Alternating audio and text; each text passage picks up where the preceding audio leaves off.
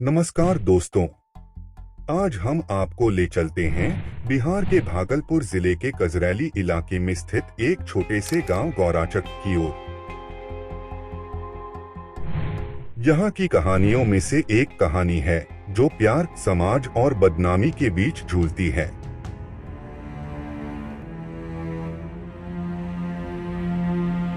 यह कहानी है सोनी और हिमांशु की, जो रिश्तों की मर्यादा तोड़कर अपने प्यार को चुनते हैं।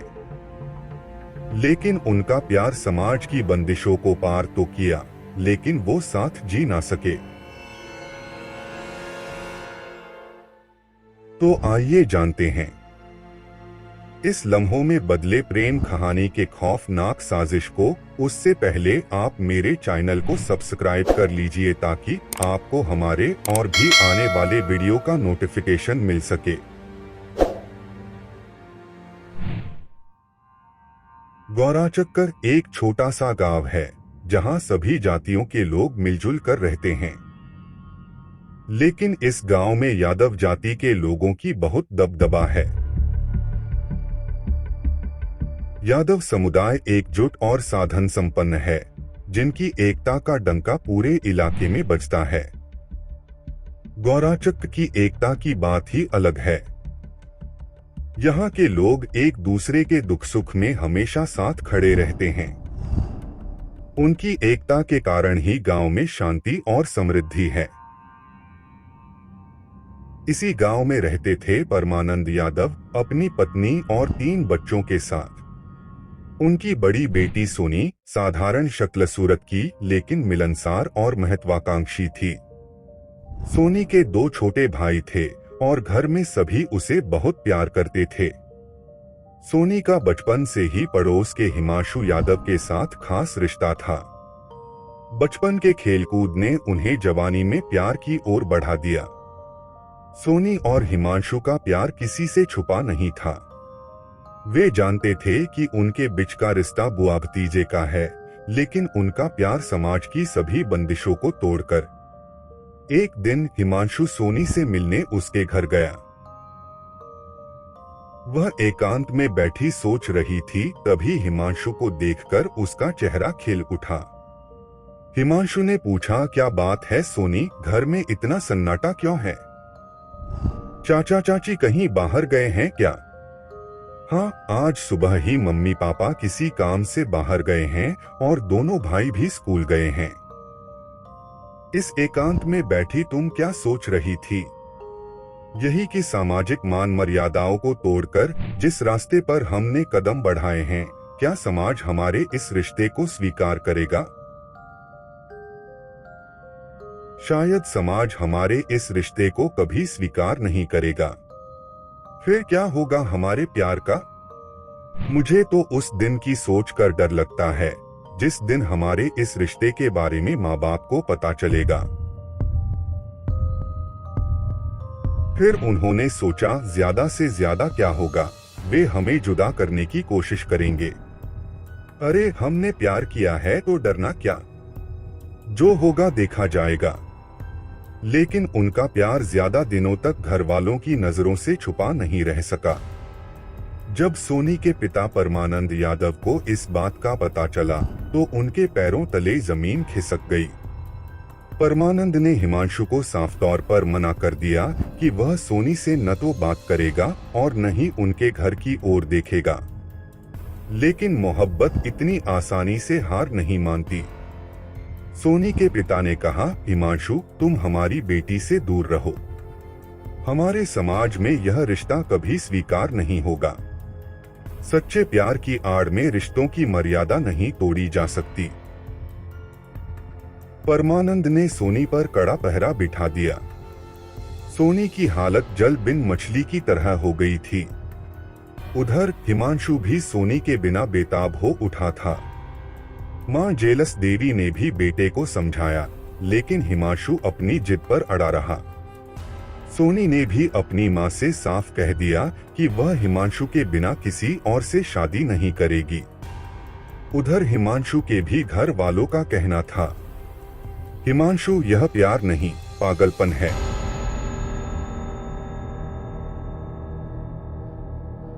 हिमांशु का कहना था कि यह पागलपन नहीं, सच्चा प्यार है। उसने भी साफ तौर पर बोल दिया था कि वो सोनी के बिना नहीं जी सकता। सोनी ने घर वालों को विश्वास दिलाया कि वह हिमांशु को भूल चुकी है। जब उसे घर वालों का भरोसा मिल गया तो उसने मां के सामने ननिहाल जाने की इच्छा जताई। मां ने उसे ननिहाल भेज दिया, जहां से उसने हिमांशु को बुला लिया। उसने कहा, हिमांशु, मैं ननिहाल में आ गई हूं। यहां मुझ पर कोई पाबंदी नहीं है। हिमांशु ने कहा, यह खबर मिलते ही मैं तुम्हारे पास आ रहा हूं। उसके बाद सोनी और हिमांशु दिल्ली भाग गए।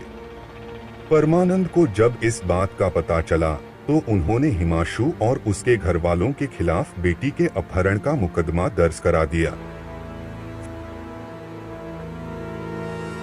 फिर कुछ समय बाद उन्होंने सोचा, हमारे पास और कोई चारा नहीं है। घर वाले अगर परेशान कर रहे हैं तो चलो हम कानून का सहारा लेते हैं। उसके बाद उन्होंने पुलिस में रिपोर्ट दर्ज कराया और पुलिस ने कहा, तुम चिंता मत करो, तुम दोनों साथ रह सकते हो।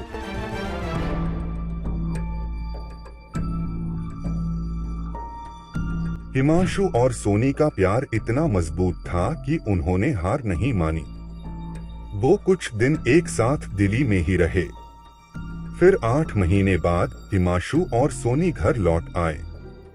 सोनी ने अदालत में बयान दिया था कि वह बालिग है और अपनी मर्जी से कहीं भी जा सकती है। इस बयान के आधार पर अदालत ने भी हिमांशु और सोनी को पति पत्नी का दर्जा दे दिया था। सोनी बालिग थी और उसने अपनी मर्जी से हिमांशु के साथ रहने का फैसला किया था। इसलिए हिमांशु को इस मामले में दोषी नहीं ठहराया जा सकता था। लेकिन परमानंद ने हिमांशु को सजा देने की ठान ली। उसने गांव में पंचायत बुलाई, जिसमें हिमांशु की मौत का फरमान सुनाया गया। पंचायत के लोग हथियारों के साथ हिमांशु के घर पहुंचे और उसे मार डाला। सोनी को भी कहीं ले जाया गया, जिसका आज तक कोई पता नहीं चला।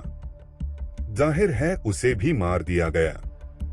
हिमांशु ने समाज की मर्यादा को तोड़ा, जिसकी उसे इतनी बड़ी सजा मिली। लेकिन क्या ये सही था? आप हमें कमेंट करके जरूर बताइएगा। इस दर्दनाक घटना की सूचना पुलिस को मिलते ही पुलिस हरकत में आई। पुलिस ने आरोपियों के खिलाफ मुकदमा दर्ज किया और कई लोगों को गिरफ्तार किया। उसके बाद परमानंद और अन्य आरोपियों को कानून के कटघरे में खड़ा किया गया, जहां परमानंद यादव ने अपने ओर से बयान दिया, जिसमें उसका मानना था उसने कुछ गलत नहीं किया है। उसने कहा, मैंने कुछ गलत नहीं किया, मैंने अपने समाज की मर्यादा की रक्षा की है। न्यायालय में इस मामले की सुनवाई के दौरान सोनी और हिमांशु के परिवारों के बीच का यह संघर्ष पूरे गांव और समाज के लिए एक मिसाल बन गया।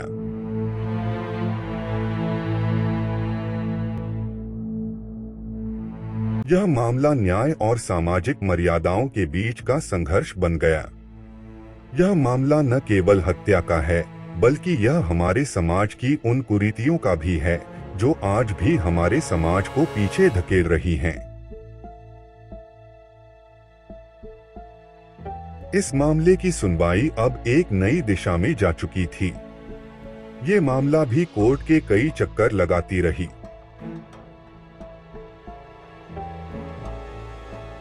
सबको इंतजार था कि अब क्या न्याय होगा। इस मामले ने मीडिया का ध्यान भी आकर्षित किया। मीडिया ने इस घटना को प्रमुखता से उठाया और समाज में बदलाव की मांग की।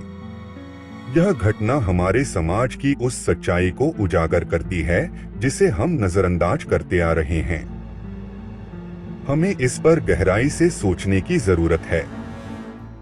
मीडिया की भूमिका ने इस मामले को और भी एक्टिव बना दिया। अब देखना ये था कि न्याय कब और कैसे होता है। इस घटना के बाद लोगों में भी बदलाव की लहर दौड़ पड़ी। कई संगठनों ने इस घटना की निंदा की और सामाजिक सुधार की मांग की। हमें यह सुनिश्चित करना होगा कि ऐसी घटनाएं भविष्य में न हो। हमें अपने समाज को जागरूक और प्रगतिशील बनाना होगा। हम सभी को मिलकर अपने समाज को बदलना होगा। परमानंद को भी यह एहसास हुआ कि उसने कितना बड़ा पाप किया है। उसने अपने समाज की मर्यादा की रक्षा के नाम पर अपनी ही बेटी और एक निर्दोष युवक की जान ले ली। अब उसे इस अपराध की सजा भुगतनी होगी। न्यायालय ने परमानंद और अन्य आरोपियों को दोषी करार दिया और उन्हें सख्त सजा सुनाई। जेल में रहते हुए परमानंद ने भी बाद में अपने कृत्य पर पश्चाताप किया। उन्होंने समझा कि उनके कारण कितने लोगों की जिंदगियां बर्बाद हो गईं। उनका मानना है, मुझे अब एहसास हुआ कि जिंदगी से खिलवाड़ नहीं किया जा सकता। परमानंद यादव और अन्य आरोपियों को आजीवन कारावास की सजा सुनाई गई। यह न्याय उन सभी लोगों के लिए है जो समाज की कुरीतियों के शिकार हुए हैं। आखिरकार न्याय की जीत हुई है और हमें उम्मीद है कि यह घटना समाज में बदलाव लाने में सफल होगी। इस घटना ने हमें यह सिखाया कि प्यार और रिश्तों की कोई सीमा नहीं होती। हमें समाज की बेड़ियों को तोड़कर नई सोच को अपनाना होगा। तो दोस्तों, इस कहानी से हमें यह सीख मिलती है कि हमें अपने समाज में बदलाव लाने की जरूरत है। प्यार और इंसानियत सबसे ऊपर है और हमें इसे समझना और अपनाना होगा। यह कहानी सच्ची घटनाओं पर आधारित है। समाज में बदलाव लाने के लिए हमें मिलकर प्रयास करना होगा। तब तक के लिए हमसे जुड़े रहें और सच्ची क्राइम स्टोरी को देखने के लिए हमारे चैनल क्राइम वर्ल्ड 2.1 को सब्सक्राइब करें।